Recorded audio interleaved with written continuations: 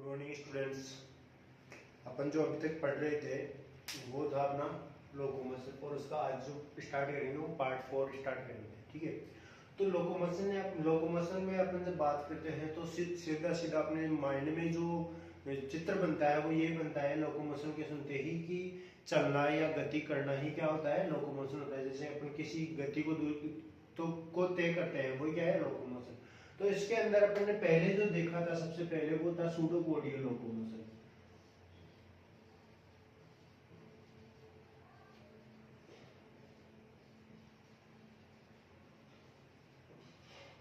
ठीक है, सूडोपोडियल लोकोमोशन की जब अपन बात कर रहे थे तो इसके अंदर अपन ने कहा था कि सूडो यानी कि झूठ की या मिथ्या टाइप के जो पाद होते हैं चलने के लिए उनका निर्माण होता है, फिर वो विलुप्त हो जाते हैं, फिर नए पादों का निर्माण होता है। ठीक है, और ये जो होता है वो किसके माध्यम से होता है, इसके एंडोप्लाज्मा या एक्टोप्लाज्मा के माध्यम से होता है।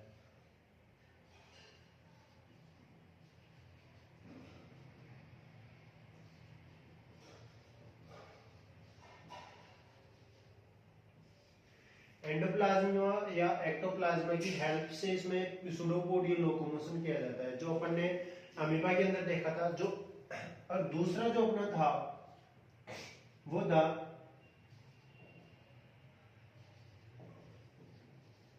Ciliary locomotion.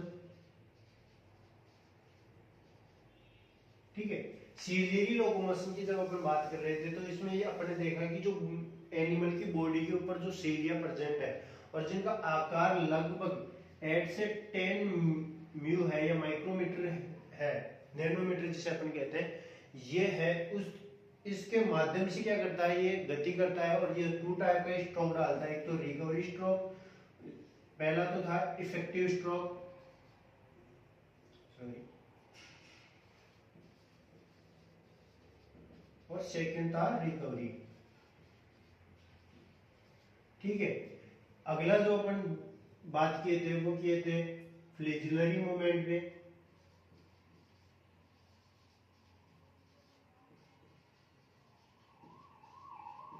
इसके अंदर भी वही फ्लैजिला था, लेकिन फ्लैजिला की जो यहाँ पे सीलिया था और सीलिया की जो यहाँ पे लंबाई होती है वो यहाँ से बढ़कर 20 से 25 नैनोमीटर हो जाती है। 20 से 25 नैनोमीटर इसकी लेंथ होती है, इसलिए यह फ्लैजिला से आकार में लंबा होता है। और जो मोस्ट इंपोर्टेंट डिफरेंस पाया जाता है फ्लैजिला और सीलिया के मध्य, तो अपन सीधा सीधा इनका एक तो इसकी लंबाई के बेस पे इनमें डिफरेंस देख सकते हैं, और दूसरा जो डिफरेंस होता है वो इनकी परजेंस या नंबर ऑफ परजेंस के ऊपर कर सकते हैं। क्योंकि अपन बात करते हैं जब सीलिया की, तो सीलिया की जो नंबरिंग होती है, ये जो संख्या होती है, क्वांटिटी होती है, वो 1000 के अंदर होती है। ठीक है, जबकि अपन बात करते हैं फ्लैजिला की, तो फ्लैजिला का जो नंबर होता है वो सीलिया से कम होता है और इस संख्या में 2 या 3 या 5 इतने ही होते हैं। ठीक है, तो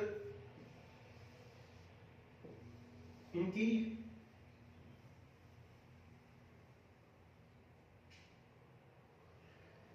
सॉरी कॉल आई है तो मैं देखने चला गया था किसका कॉल था। ठीक है, तो अपन यहाँ पे फ्लैजिला की बात कर रहे थे। अब इन दोनों के अंदर अपन ने दो टाइप की बात और किए थे। वो कौन कौन से थे? पहला था मेटाबॉलिक,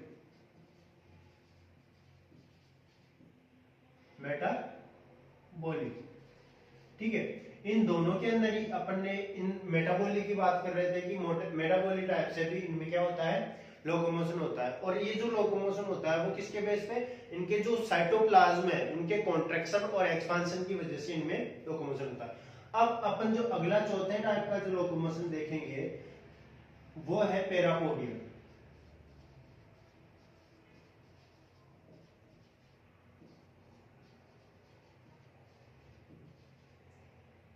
लोकोमोशन। ठीक है, ये अपना 4th टाइप का लोकोमोशन है जिसके अंदर आज अपन पढ़ेंगे। ठीक है, तो सबसे पहले अपन पैरापोडियम की बात करते हैं। तो पैरापोडियम का जो अर्थ होता है वो होता है पैरा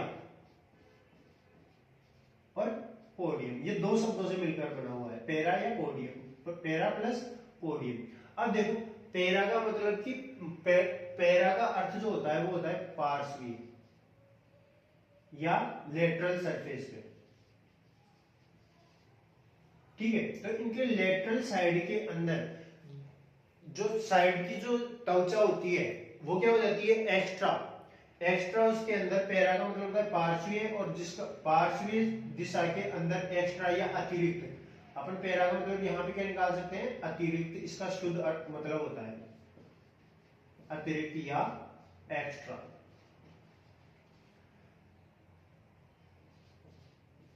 एक्स्ट्रा, ठीक है।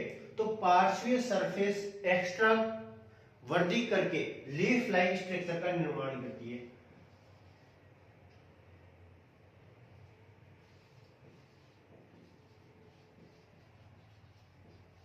लीफ लाइक स्ट्रक्चर का फॉर्मेशन करती है, ठीक है। और पोडियम का अर्थ होता है पाद या फुट से। तो यहां पे जो पेरापोडियम का जो सीधा अर्थ है वो है पार्श्व सतह पर अतिरिक्त गति, अतिरिक्त वृद्धि करके फुट का फॉर्मेशन क्या कहलाता है, पेरापोडियम कहलाता है, ठीक है।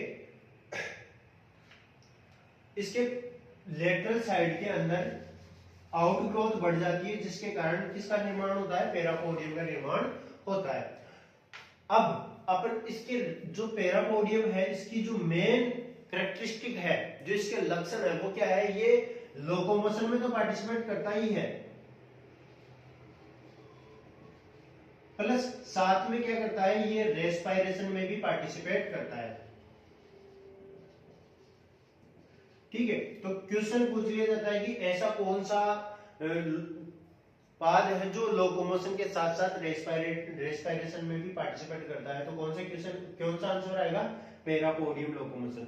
अब पेरापोडियम फुट, ठीक है, पेरापोडियम फुट ऐसा फुट होता है जो लोकोमोशन के साथ साथ रेस्पिरेशन में भी भाग लेता है।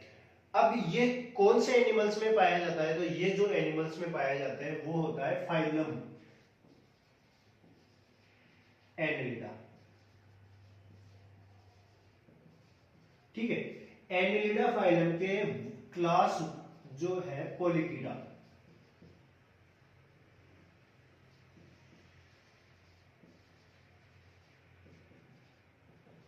के एनिमल्स के अंदर पेरापोडियम टाइप के फुट पाए जाते हैं, जिससे क्या करता है, लोकोमोशन करता है और साथ ही साथ रेस्पिरेशन का भी वर्क इन पाद के द्वारा ही किया जाता है, ठीक है।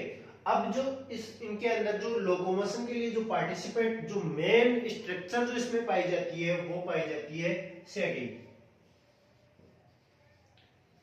ये शंकु होते हैं जो इसके अंतिम पार्ट पे, जो इसके अंतिम छोर पे काइटिन की बने हेयर लाइक स्ट्रक्चर होती है, ये जो आपको दिख रही है, यही क्या है इसके सेटिंग, ठीक है। ये इसके क्या होते हैं सेट है। अब बात करते हैं अपन स्ट्रक्चर की, तो स्ट्रक्चर में जो ये होता है ये बड़ा सिंपल होता है, तो बात करते हैं अपन इसके स्ट्रक्चर की।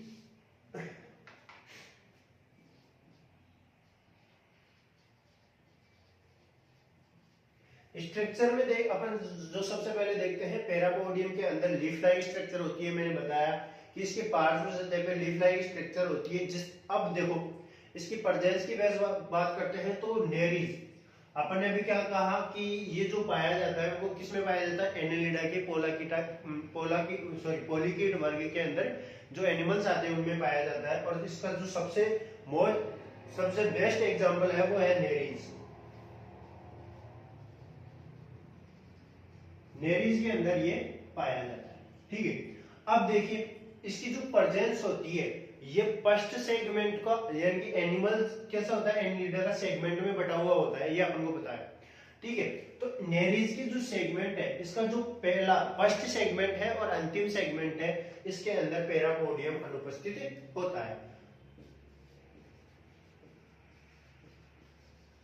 पेरापोडियम, ठीक है, अनुपस्थित होता है। और बाकी जितने भी सेगमेंट है होल बॉडी, पूरी बॉडी के जो भी सेगमेंट है उसके फर्स्ट और अंतिम या लास्ट सेगमेंट में नहीं पाया जाता, और जो फर्स्ट सेगमेंट होता है वो कहलाता है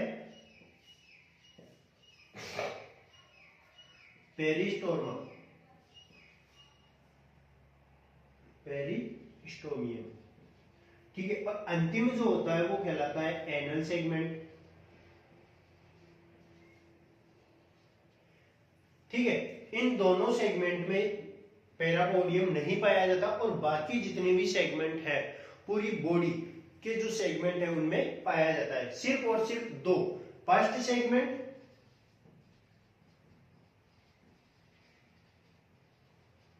और लास्ट सेगमेंट में ये एब्सेंट होता है और पूरी बॉडी के अंदर पैरापोडियम पाए जाते हैं।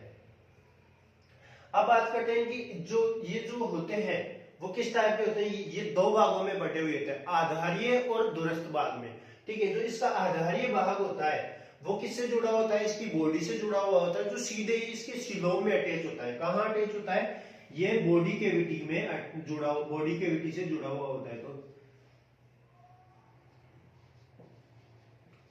सीलोम से जुड़े रहते हैं।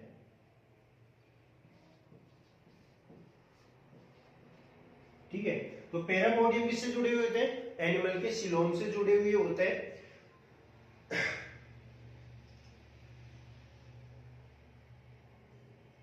ठीक है, अब बात करते हैं अपन इसके, ये कैसे होते हैं, द्विशाखित होते हैं। कैसे होते हैं, द्विशाखित होते हैं। मैंने अभी बताया कि कैसे होते हैं, द्विशाखित होते हैं।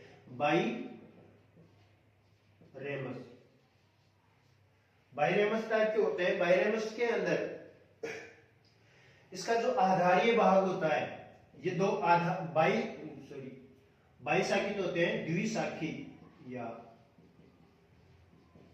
द्विशाखी होते हैं, जिनके अंदर आधारीय भाग और दूरस्थ भाग, ये दो भाग पाए जाते हैं। इसका जो आधारीय भाग होता है ये तो बॉडी की, एनिमल की बॉडी से अटैच होता है, और दूरस्थ भाग होता है वो कैसा होता है, फ्री होता है। ठीक है, स्वतंत्र होता है। और ये दूरस्थ भाग, स्वतंत्र जो इसका भाग है, स्वतंत्र भाग होता है वो कैसा होता है, बाइलोब्ड या द्विपालीय खंड के अंदर विभक्त होता है। ठीक है, तो ये जो आगे का दूरस्थ भाग होता है वो कितने भागों में होता है, दूरस्थ भाग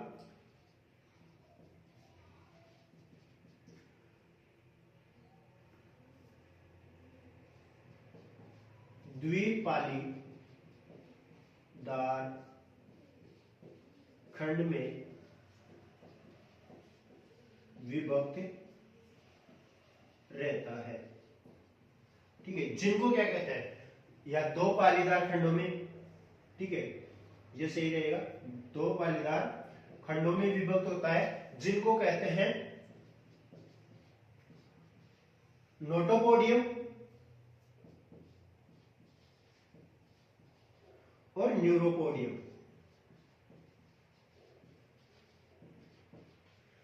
ठीक है, ये इसका आधारीय भाग है और ये इसका दूरस्थ भाग है, ये है इसका पूरा। ठीक है, जो इसका आगे का भाग है ये तो है डोर्सल और ये है वेंट्रल भाग। ठीक है, तो ये तो इसका डोर्सल भाग है और ये है वेंट्रल। ये दो भागों में डिवाइड होता है। जो आगे का पार्ट होता है, वो तो किसमें बटा हुआ होता है, नोटोपोडियम के अंदर। ठीक है, तो ये किसमें बटा हुआ है, नोटोपोडियम।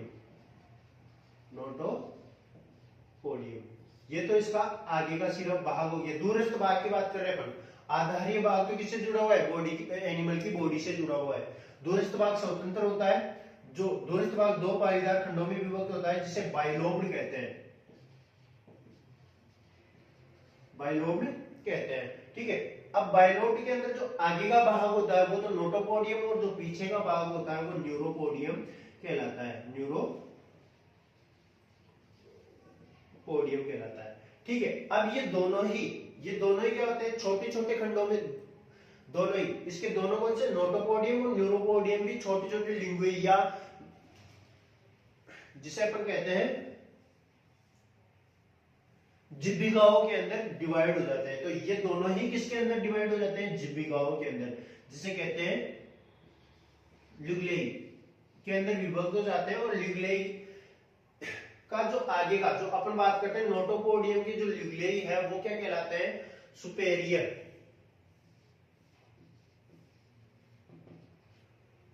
लिगुला। और जो पीछे जो न्यूरोपोडियम की जो लिगुलेई है वो किसमें डिवाइड होते हैं, वो होते हैं इंफेरियर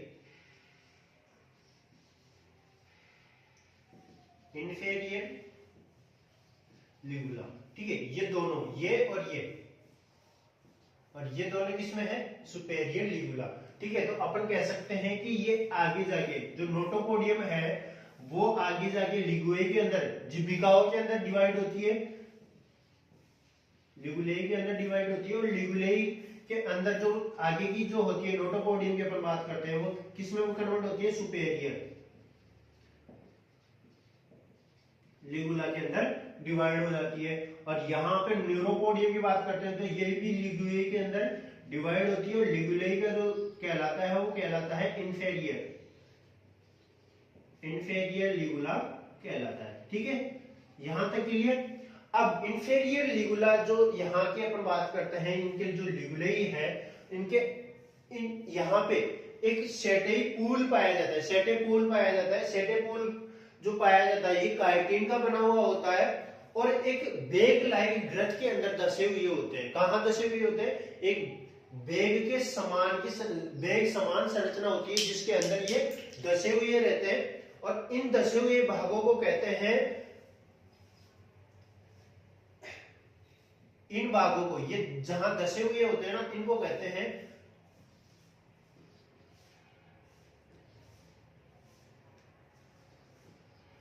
सेटिजियस या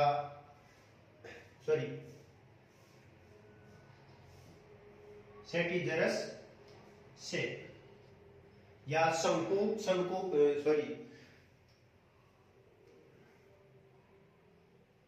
देखना पड़ेगा।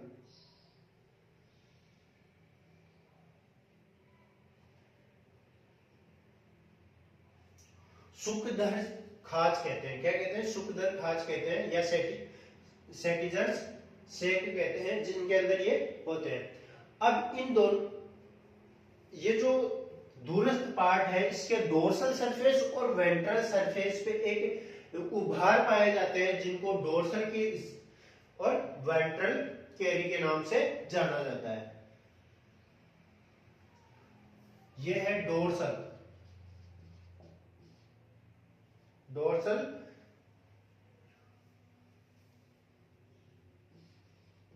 सर्कस, और ये है वेंट्रल सर्कस।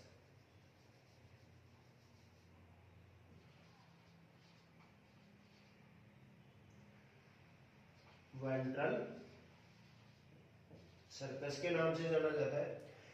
इन दोनों ही नोटोपोडियम और न्यूरोपोडियम के अंदर एक ब्लैक कलर की छड़नुमा काइटिन की बनी अंत्यकंकालीय संरचना पाई जाती है, जो इसके एंटेरियर पार्ट से लेकर पोस्टीरियर पार्ट तक दसी हुई रहती है। ठीक है, अब ये जो दसी हुई रहती है इनको क्या कहा जाता है, इन कंकाली संरचनाओं को जो कहा जाता है वो कहा जाता है एकिकुलम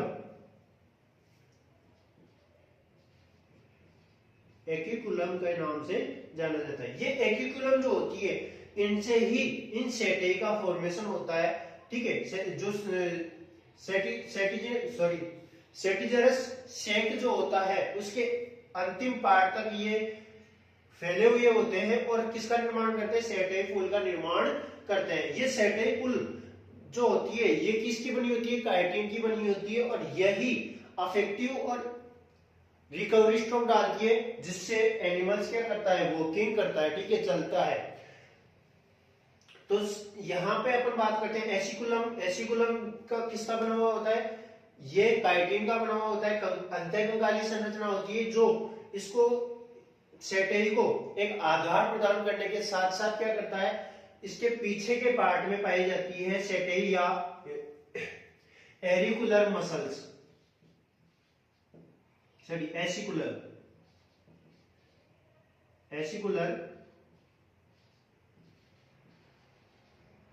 मसल्स पाई जाती है। ये एसिकुलर मसल्स जो होती है ये क्या करती है, इन एसिकुलम को और सेटेई को क्या करती है, गति प्रदान करती है। ठीक है, अब देखिए यहाँ पे एसिकुलम मसल्स जो होती है वो एसिकुलम को क्या करती है, गति प्रदान करती है, और ये इसके साथ ही जब इसको गति मिलेगी तो ये क्या करेगा, इन सेटेई को या ये जो सूक है उनको क्या करेगा, गति प्रदान करेगा, जिसके कारण ये अफेक्टिव और इन रिकवरी प्रभावी और पुनर्स्थापित प्रभावों को या स्पंद जिन्हें कहते हैं, स्ट्रोक या स्पंद डालते हैं, जिससे ये गति करता है। ठीक है, अब बात करते हैं अपन शंकु या सेटेई, सूक या सेटेई, बात करते हैं अपन आगे सेटेई की। तो सेटेई क्या होते हैं, अब देखिए यहाँ पे अपन बात कर रहे थे पैरापोडियम की। तो पैरापोडियम जो होता है वो नेरिस या पोलिकिटा, जो एंगलिडा के पोलिकिटा वर्ग के एनिमल्स हैं उनके अंदर पाया जाता है। इसकी जो खासियत होती है वो होती है कि ये फर्स्ट सेगमेंट और लास्ट सेगमेंट में एब्सेंट होता है और पूरी बॉडी में पाया जाता है। सिलोम से ये किससे जुड़े होते हैं, सीधे ही सिलोम से जुड़े हुए होते हैं, और बाइरेमस या द्विशाखी होते हैं, जिसका आधारीय भाग तो बॉडी से जुड़ा होता है, दूरस्थ भाग स्वतंत्र होता है। दूरस्थ भाग दो पालीदार खंडों में विभक्त होता है, जिनको क्रमश से नोटोपोडियम, आगे का जो पार्ट होता है उसको नोटोपोडियम, जो ऊपर का पार्ट होता है, और जो नीचे का पार्ट होता है उसको वो न्यूरोपोडियम कहते हैं। ये न्यूरोपोडियम और नोटोपोडियम लिगुई के अंदर डिवाइड होते हैं, जिनको नोटोपोडियम की जो लिगुई होती है उनको सुपेरियर लिगुला कहते हैं, और न्यूरोपोडियम की जो लिगुलाई होती है उनको कहते हैं इंफेरियर लिगुला। ठीक है, इनके मध्य इंफेरियर लिगुला और सुपेरियर लिगुला के अंदर एक एसिकुलम पाई जाती है। एसिकुलम इसको अंतःकंकालीय आधार प्रदान करती है, और साथ ही इसके अंदर पाए जाने वाले सूप को क्या करती है, जोड़े रखती है, जो उनको गति प्रदान करती है। गति प्रदान के साथ साथ इनका नवनीकरण भी करती रहती है। नवनीकरण का मतलब क्या होता है कि इन सेटेई जो होती है ये पुरानी वाली डैमेज हो जाती है, हट जाती है, उनको रिमूव कर दिया जाता है, और नई सेटेई का फॉर्मेशन या सूप का निर्माण कर देती है। ठीक है, आगे बात करते हैं अपन सेटेई की। ठीक है, तो यहां पे अपन बात करते हैं सूप या सेटेई। सूप क्या होते हैं,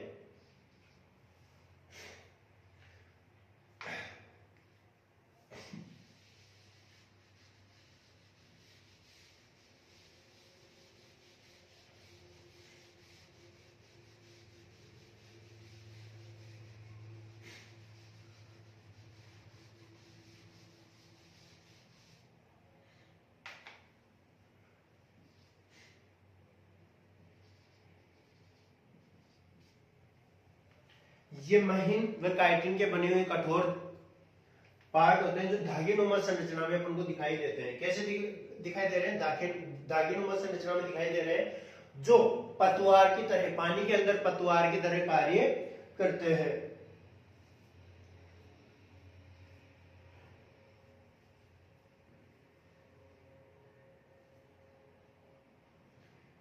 जो प्रत्येक अपन बात करते हैं शंकु, ये जो शुक होते हैं ये दो भागों से मिलकर बने होते हैं। एक तो सॉफ्ट होता है, इनका एक पार्ट होता है सॉफ्ट, और दूसरा पार्ट होता है वो होता है ब्लेड।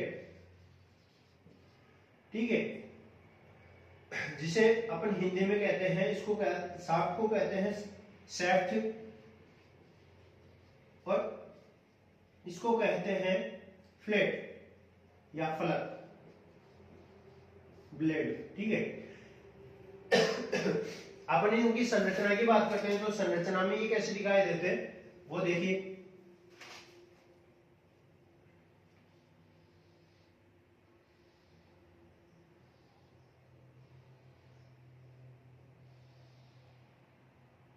इस टाइप से ये दिखाई देते हैं। ये इसका फ्लक या ब्लेड पार्ट होता है, और जो नीचे का पार्ट दिखाई दे रहा है वो सैफ्ट पार्ट होता है।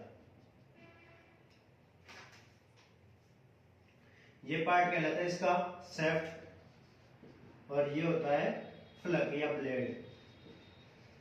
ये जब इनमें मूवमेंट होता है तो ये ब्लेड पार्ट जो होता है वो पतवार की तरह कार्य करता है, और पतवार की तरह कार्य करते हुए क्या करता है, ये इफेक्टिव और रिकवरी स्ट्रोक डालता है। इफेक्टिव और रिकवरी स्ट्रोक डालने पर ये, अब देखिए ये जो एनिमल है, अपना एनिमल देखिए, अपना इस टाइप से एनिमल है जो प्रत्येक सेगमेंट में बटा हुआ है। ठीक है, और यहाँ पे क्या पाए जा रहे हैं, इनके पैरापोडियम पाए जा रहे हैं प्रत्येक सेगमेंट के अंदर। तो ये प्रत्येक सेगमेंट में अब ये कैसे काम करेंगे ये शाफ्ट और ब्लेड, कि जब ये गति करेगा तो एक समय में एक साथ एक साइड के, यानी कि अपन बात करते हैं लेफ्ट और राइट, लेफ्ट और राइट की बात करते हैं, तो एक समय में इसके राइट जो सूक है, जो सेटई है, वो एक साथ अफेक्टिव स्ट्रोक डालते हैं, जिससे एनिमल थोड़ा इस प्रकार से झुक जाता है। ठीक है, अब अगले समय में क्या करेगा, ये तो क्या करेगा रिकवरी स्ट्रोक डालेगा, और इधर जो लेफ्ट पार्ट है वो क्या करेगा अफेक्टिव स्ट्रोक डालेगा, जिसके कारण इसकी संरचना कैसी हो जाएगी, इस टाइप की संरचना हो जाएगी, इस टाइप की। ठीक है, जिससे अपन को कैसे लगेगा कि ये रेंग कर यूं चल रहा है ऐसे। ठीक है, लेकिन हकीकत में जो होगी वो क्या होगा, ये गमन कर रहा होता है, रेंग कर नहीं चलता। उस वक्त ये इन सेटे की हेल्प से इनको फुट के रूप में यूज में लेते हुए गति करता है। अब रेंगते हुए इसलिए प्रतीत होता है क्योंकि इसका जो राइट पार्ट होता है वो एक समय में इफेक्टिव डालता है, और लेफ्ट पार्ट होता है वो एक उसी समय रिकवरी कर रहा होता है। ठीक है, तो इस प्रकार से इनमें गति होती है। अब भी जो इनमें ये सेटाई पाई जाती है, इनकी प्रेजेंस के बेस पे ये 3 टाइप के होते हैं। ठीक है, तो जो सेटाई होते हैं ये दो भागों से मिलकर बने होते हैं। कौन से, एक तो सेफ्ट और एक होता है इनका ब्लेड। ठीक है, इन दोनों की प्रेजेंस और इनके आकार और आकृति के बेस पे ये कितने प्रकार के होते हैं, 3 प्रकार के होते हैं।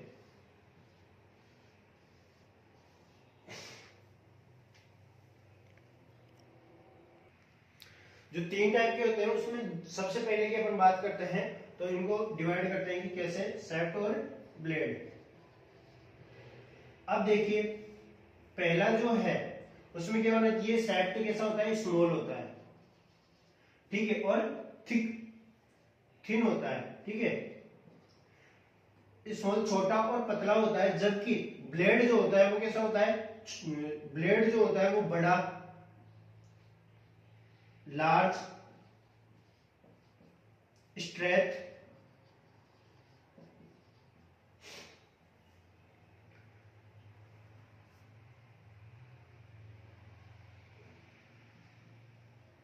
नुकीला,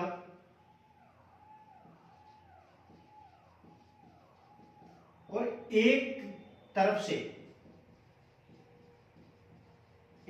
से दांतेदार। कैसा होता है, दांतेदार होता है। ठीक है, तो पहला जो होता है सेटे के अंदर पाए जाने वाले सॉफ्ट और ब्लेड के बेस पे, पहला जो टाइप का है वो कैसा होता है, इसमें इसके अंदर सॉफ्ट तो कैसा होता है, सेट तो होता है स्मॉल और थिन, छोटा और पतला होता है, जबकि ब्लेड कैसा होता है, लार्ज होता है, सीधा होता है, नुकीला होता है, और एक तरफ से दांतेदार होता है। दूसरा होता है इसके अंदर सेप्ट जो होता है वो कैसा होता है, बड़ा और मोटा होता है। ठीक है, जबकि ब्लेड जो होगा वो होगा छोटा और हुक के समान होगा, छोटा व हुक के समान। तीसरा जो टाइप है उसके अंदर इसमें ये छोटा भी हो सकता है और बड़ा भी हो सकता है, लेकिन जो ब्लेड होता है वो किसके समान होगा, ओरई के समान होगा,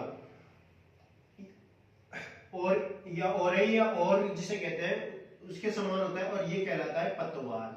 ठीक है, तो जो ब्लेड होगा वो किसके समान दिखाई देता है, पतवार के समान दिखाई देता है। इस प्रकार से इनकी जो प्रेजेंस, जो टाइप्स होते हैं वो 3 होते हैं, इनके आकार और आकृति के हिसाब से। अब इनकी जो डायग्राम है इनकी प्रेजेंस के बेस पे, वो देखिए किस टाइप के होते हैं। पहला जो है वो किस टाइप का है, दूसरा किस टाइप का होता है। तो पहला जो होता है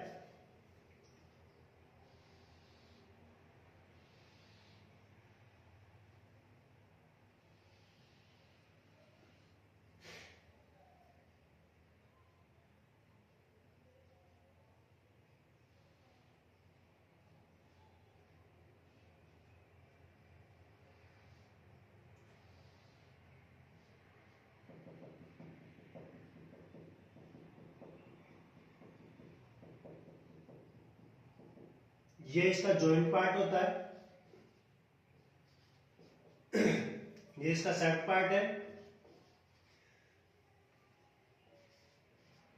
और ये है इसका सीधा बड़ा और दांतेदार संरचना लिए हुए इसका ब्लेड पार्ट।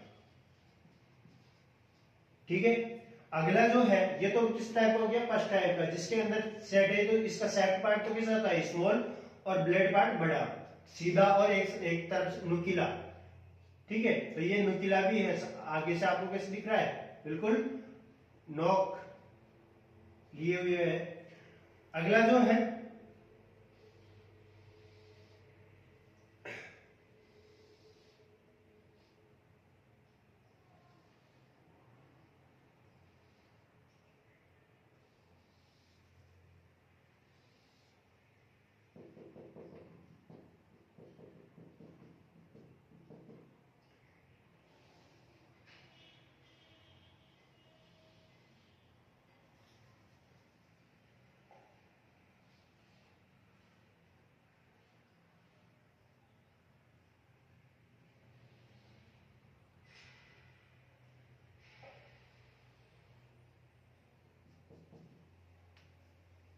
ये इसका ब्लेड पार्ट है, ये सब पार्ट है, और ये है इसका जॉइंट पार्ट, जिसके अंदर शाफ्ट तो कैसा है, बड़ा, और ब्लेड जो है छोटा और हुक के समान। ठीक है, हुक के समान है। अगला जो है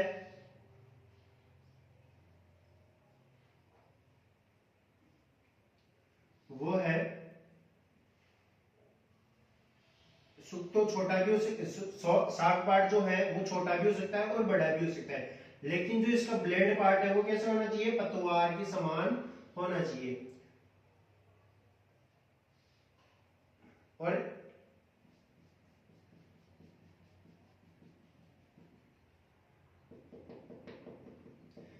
इस प्रकार से इसके सुख पाए जाते हैं, सेटे पाए जाते हैं, जिसका ये तो है सॉफ्ट पार्ट, और ये है इसका ऑयल पार्ट या पतवार, लाइक ब्लेड। ठीक है, ये है थर्ड टाइप, ये है सेकेंड टाइप। इस प्रकार से इसके अंदर ये सुख पाए जाते हैं। ठीक है, अब देखिए जो मेन बात है कि अगर आपसे पूछा जाए कि इसके अंदर सुख कौन को नेरिस की पूरी बॉडी पे पाए जाते हैं, तो इसमें सबसे पहले ध्यान रखने की बात यह है कि ये इसके फर्स्ट सेगमेंट और लास्ट सेगमेंट में नहीं पाए जाते। ठीक है, दूसरा कि जो इसका मिड पार्ट है, जो नेरिस का मिड पार्ट है, उसके अंदर जो शंकु या सॉरी सूप या सेटे जो पाए जाते हैं वो बड़े होते हैं कंपैरिजन टू इसके एनल पार्ट की तरफ पाए जाने वाले सूप और पोस्टेरियर माउथ पार्ट की तरफ पाए जाने वाले सूप की कंपैरिजन के बेस पे। ठीक है, अब बात करते हैं कि लोकोमोशन कैसे करता है नेरिस, इनकी सहायता से लोकोमोशन किस प्रकार से करता है। अगला जो आता है वो है लोकोमोशन। अब है लोकोमोशन। तो लोकोमोशन के अंदर ये टू टाइप से करता है, एक तो स्विमिंग और एक करता है वॉकिंग करता है, या जिसे अपन कहते हैं रेंग कर चलता है, क्रॉविंग जिसे कहते हैं। एक तो क्या करता है, सॉरी, क्रोलिंग,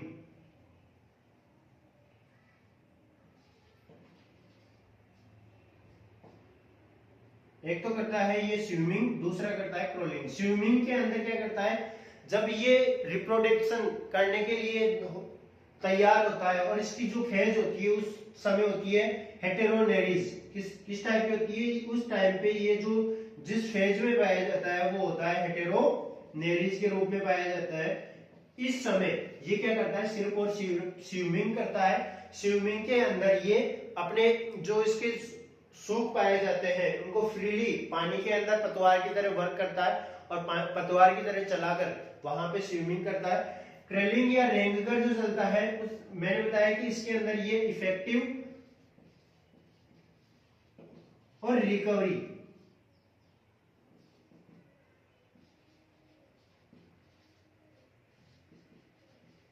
स्ट्रोक डालता है, जिसके अंदर इसके वन साइडेड पार्ट या इसका जो एनिमल की वन साइड है उसके सभी सुक या सेटेज जो है वो एक साथ अफेक्टिव स्ट्रोक डालते हैं या एक साथ एक स्ट्रोक डालते हैं, एक ही प्रकार का स्ट्रोक डालते हैं, और दूसरे तरफ के जो स्ट्रोक जो सेटेज होते हैं वो उस समय उसके विपरीत स्ट्रोक डालते हैं, जिसके कारण ये रेंगकर पथरीली जगहों पे रेंगकर चलने का काम करता है। ठीक है, तो ये हो गया अपना लोकोमोशन इन पैरापोडिया टाइप का। ठीक है, अब अगला जो है वो है pedal locomotion.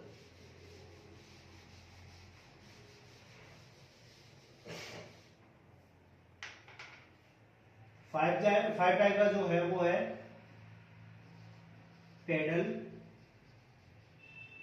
Locomotion. Pedal locomotion जो है वो कहलाता है पादिक गमन। ठीक है, पादिक गमन यानी कि जिसके अंदर फुट पाए जाते हैं गमन के लिए, वो किस टाइप का होगा? पेडल लोकोमोशन कहलाता है। ठीक है, तो पेडल लोकोमोशन जो पाया जाता है वो किसमें पाया जाता है? पाइला के अंदर पाया जाता है, जिसके अंदर जो फुट पाए जाते हैं वो मस्कुलर फुट पाए जाते हैं, जिनकी हेल्प से ये गमन करता है। उससे पहले अपन बात करते हैं पैरापोडियम के अंदर जो क्रेलिंग टाइप का जो लोकोमोशन होता है उसके अंदर दो टाइप के इफेक्टिव, दो प्रकार के स्ट्रोक डाले जाते हैं, जिसके अंदर पहला होता है इफेक्टिव और दूसरा होता है रिकवरी।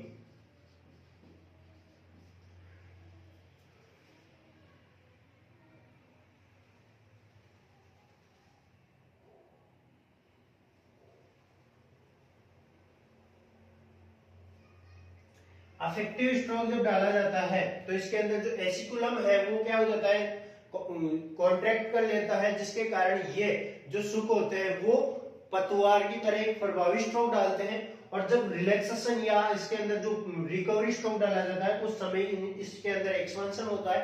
एक्सपेंशन के कारण ये शीतल हो जाता है और इसकी लंबाई में वृद्धि हो जाती है। लंबाई में वृद्धि हो जाने पर इनमें एक गमन होता है, और वो गमन स्पंदन होने के कारण ये धीरे धीरे अपने प्रभावी पुण्य स्थान पे वापस आते हैं। ठीक है, तो जैसे ही एसिकुलम के अंदर क्या होगा? एसिकुलम के अंदर कॉन्ट्रैक्शन होगा, तो ये जो सेटई है इनके अंदर परिवर्तन होगा। परिवर्तन के कारण इनके अंदर आए कॉन्ट्रैक्शन के कारण ये नीचे की तरफ गति करते हैं। नीचे की तरफ गति करेंगे तो ये उस समय प्रभावी स्ट्रोक के रूप में क्या करते हैं? गमन करते हैं। और एस्कुलर मसल्स जो है ये इस कार्य को प्रभावित करती है। ठीक है, अगला जो है पेडल लोकोमोशन, वो अपन नेक्स्ट क्लास में पढ़ेंगे कि पेडल लोकोमोशन किस टाइप का होता है और पाइला के अंदर ये किस प्रकार से वर्क करते हैं। ठीक है।